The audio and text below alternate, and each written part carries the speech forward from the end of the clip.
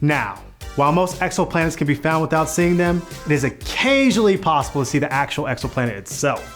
I thought the glare of stars was too bright. Typically, yes, but astronomers are developing technology to help with that. They're finding ways to block a star's light, which can sometimes reveal planets that would otherwise be hidden in the glare. This currently only works with some of the largest exoplanets out there.